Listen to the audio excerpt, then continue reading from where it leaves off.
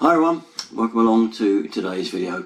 So I've had a question about boilers and thermostats, what temperature to set them at to best get the amount of heat you require and the most savings that you can get using your boiler.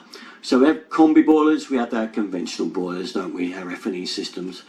Now the F&E system ones, you can't set below 65 on the boiler because your hot water tank needs 60 at least to turn the thermostat off on the hot water tank, so you've got hot water for your tap. So really, if you are on an F&E system, 65 is the temperature, the minimum you want to go on that boiler thermostat setting, okay? But with us with combis, we don't have to worry about that. Now this is where something else can take over and affect, because you need to know whether you have a two-pipe system or a one-pipe system. This is the pipes that heat your radiators around your home.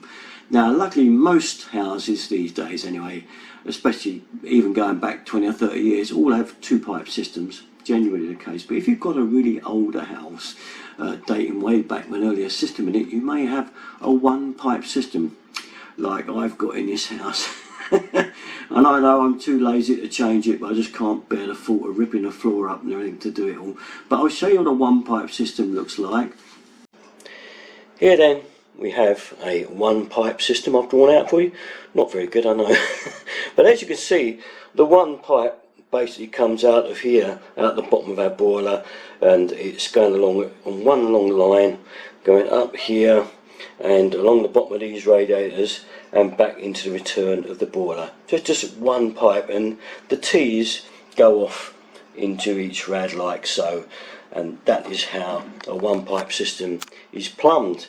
But what it does mean is that the radiators on the last end of the run are never going to be as warm as the early ones, and if you turn some rads off, get those hotter, you can, but the pipe is still going to be a lot cooler time it gets back there than it would be on a dual pipe system. So this means we're always going to have, or I do, a return temperature that is well below the requirement that you need for condensing and for maximum economy of the boiler.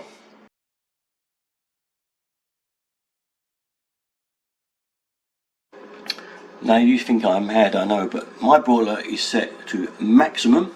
It's running at that temperature there, nice and high. Now I know the flow temperature also makes a difference to the economy, at least up to 5% I'm been told.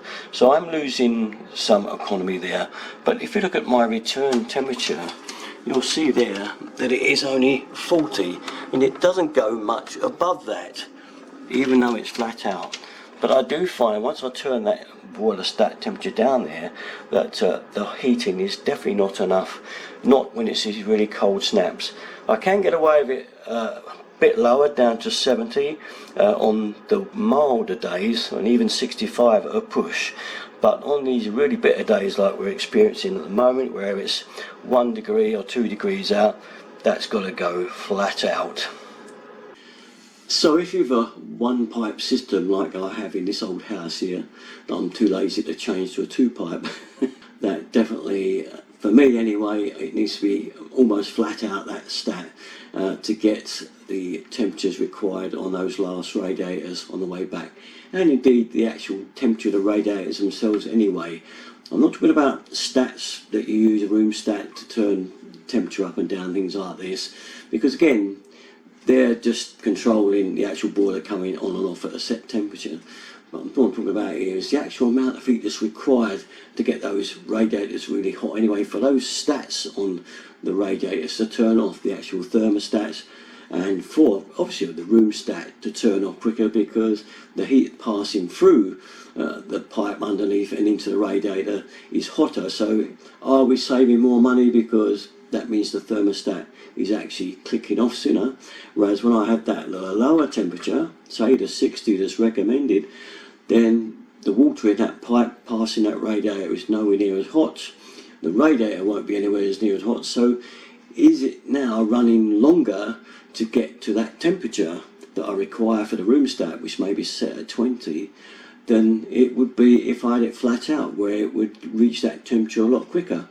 So if you get my meaning, the saving is kind of a bit ambiguous there, what's a bit of a word, isn't it? That's a bit of a long word, yeah. Okay, yeah, it's a bit one of those things, isn't it? Am I saving or am I losing? But I do know that return temperature, which is the most vital one, is always low and well below where the setting should be to save money on the heating bill.